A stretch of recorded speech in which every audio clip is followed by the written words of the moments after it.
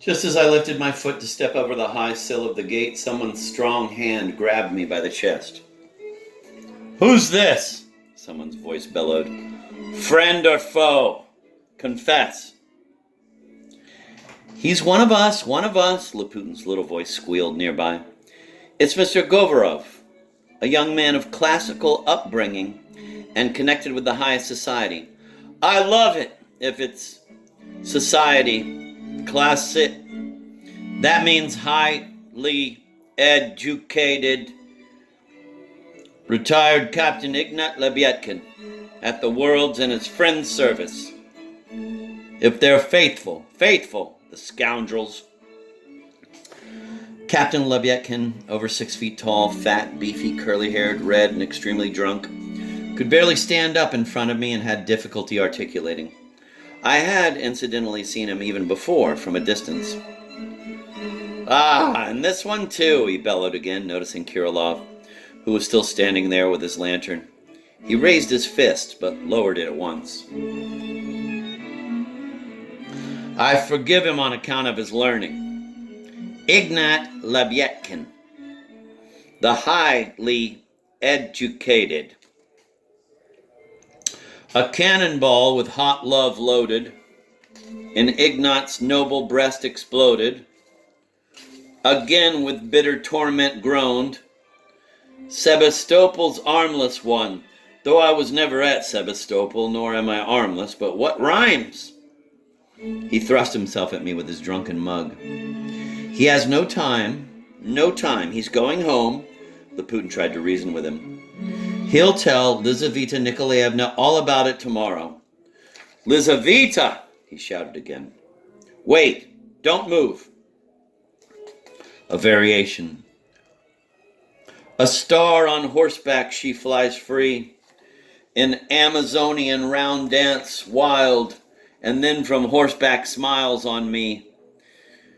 The aristocratic child."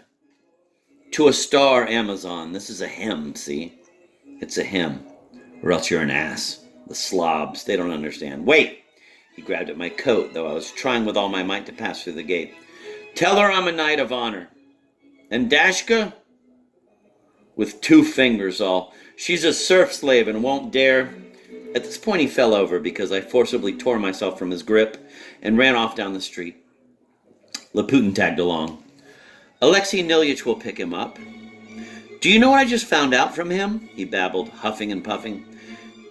"Did you hear that jingle? Well, he's sealed those same verses to a star Amazon in an envelope and is going to send them to Lizaveta Nikolaevna tomorrow with his full signature. How about that?" "I bet you put him up to it yourself." "You lose," Laputin guffawed. "He's in love. In love like a tomcat. And, it actually started with hatred. He hated Lizaveta Nikolaevna at first for riding around on horseback, so much so that he almost abused her out loud in the street. In fact, he did abuse her. Only the day before yesterday, he abused her when she rode by. Fortunately, she didn't hear. And suddenly today, verses. Do you know he means to venture a proposal? Seriously. I'm surprised at you, Laputin. Wherever there's some such trash to be found, you're always there as a leader, I said in a rage. Now that's going too far, Mr. Govorov. Hasn't your little heart skipped a beat for fear of a rival, eh? What? I cried, stopping. So, just to punish you, I'm not going to say anything more. And you'd love to hear more, wouldn't you? Just this one thing, that nitwit is no longer merely a captain, but a landowner of our province, and quite a significant one at that, because Nikolai Vsevolodovich sold him his entire estate, his former 200 souls, the other day, and by God, I'm not lying. I only just found it out. But from a most reliable source. So now go groping around for the rest yourself. I won't tell you anything more. Goodbye, sir.